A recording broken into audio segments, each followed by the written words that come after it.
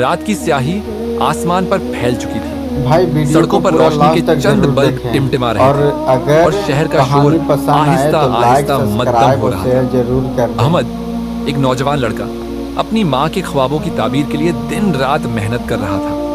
वह एक छोटे से भाई गांव सही में में मेहनत अपनी करता था। बेवा माँ के साथ रहता था। उसके वालिद का साया बचपन में ही सर से उठ गया था और उसकी माँ ने दूसरों के घरों में काम करके उसे पढ़ाया था। अहमद को बचपन से मेहनत की आदत थी। जब वह बड़ा हुआ तो गांव के एक बड़े आदमी से एक रिक्शा किराए पर ले लिया और उसे शहर में चलाने लगा। दिन भर सड़कों पर धूप सहता, मुसाफिरों को मंजिलों तक पहुंचाता और महीने के आखिर में रिक्शे का किराया मालिक को अदा कर देता। जिंदगी मुश्किल जरूर थी, मगर वह अपनी मां को आराम देना चाहता था। अब उसकी मां की हड्डियां कमजोर हो चुकी थीं और उनमें ज्यादा मेहनत करने की ताकत नहीं रही थी।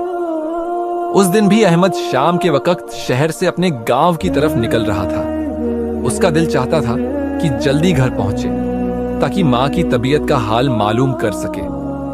उसने एक शॉर्टकट रास्ता लेने का फैसला किया, मगर जैसे ही वह मेन सड़क पर पहुंचा, अचानक रिक्शे की आवाज बदल गई। फिर एक झटके के साथ रिक्शा रुक गया।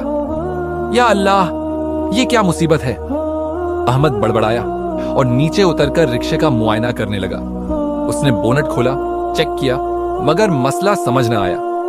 कुछ देर कोशिश के बाद भी जब रिक्शा ठीक ना हुआ तो उसने रिक्शे को धक्का देकर करीबी एक मैकेनिक की दुकान पर ले गया।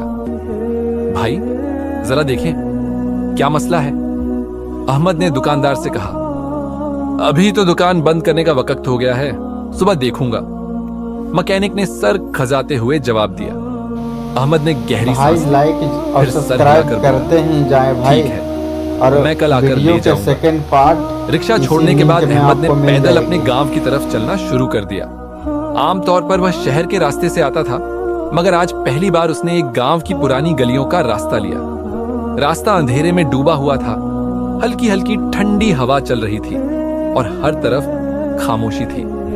चलते चलते अहमद एक ऐसी गली में पहुंचा जो बिल्कुल सुनसान थी। इस गली में बस एक ही छोटा सा मिट्टी का पुराना घर था, जिसके अंदर से हल्का हल्का धुआं निकल रहा था। यह नजारा अहमद के लिए अजीब था, क्योंकि उसने पहले कभी इस रास्ते पर कोई घर नहीं देखा था।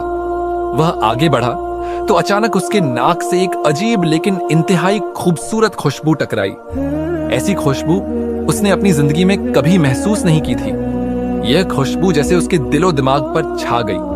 उसकी भूख जाग उठी और वह जैसे किसी जादू के जहरे असर इस घर की तरफ